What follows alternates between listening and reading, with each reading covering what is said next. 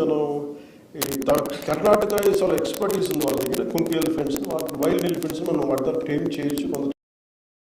So we took an exceptional approach and we went to Karnataka, we went to the Honorable Deputy CM, Forest Minister. They have really supported us. And they gave us 4 Kunki elephants to mitigate human and animal conflict. This is a big achievement. అలాగే ఇప్పుడు శ్రీకాకుళం జిల్లాలో దాదాపు ఇప్పుడు నిన్న review meeting కూడా మాట్లాడతా 9 ఏనుగులు ఉన్నాయి, ఎక్కువగా ఫీమేల్ ఎలిఫెంట్స్ ఉన్నాయి.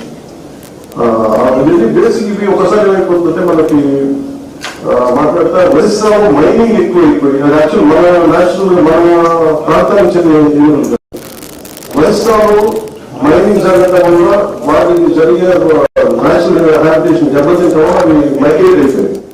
ఇదేమో అటవీ ప్రాంతం కాదు, కానీ ఇవి పంట పొలం ప్రాంతం.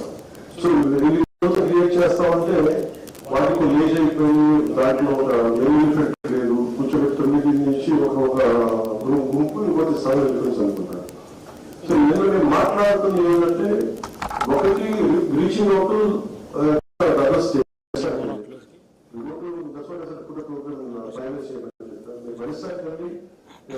రీచ్ అవుట్ అయ్యి కుదే టేక్ బ్యాక్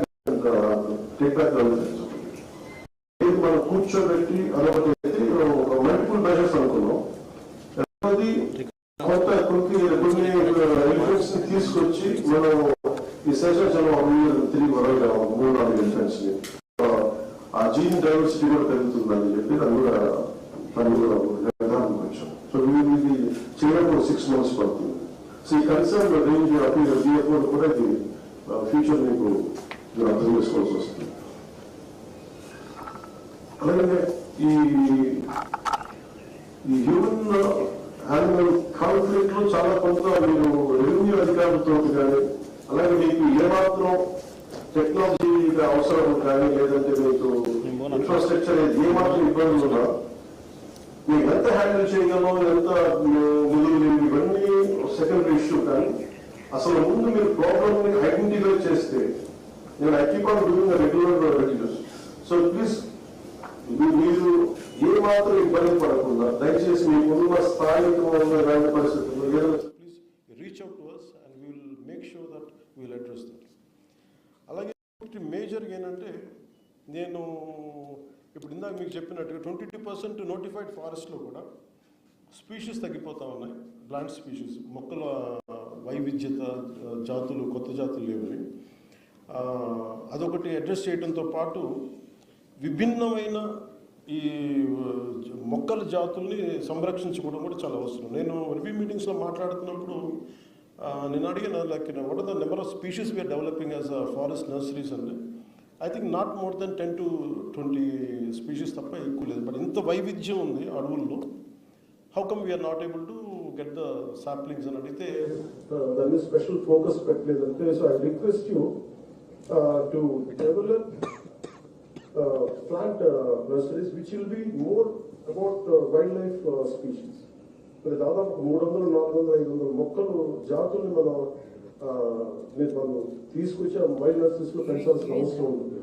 ఇది ఎందుకు ప్రత్యేకత అవసరం ఉంటుందంటే 50% 2047 గోల్ 50% గ్రీన్ కవర్ అవ్వాలంటే ఇప్పుడు ఉన్న 22% ఇది పెరగదు. మిగతాదంతా అదర్ దెన్ డినోటిఫైడ్ ఏరియాలోనే పెరగదు. ఇది నగర వనాలు కావచ్చు, లేదంటే మిగతా మన ఎక్కడైతే అర్బన్ ఏరియాలో కావచ్చు, లేదంటే it could be of revenue departments, it could be in schools, it could be multiple small patches.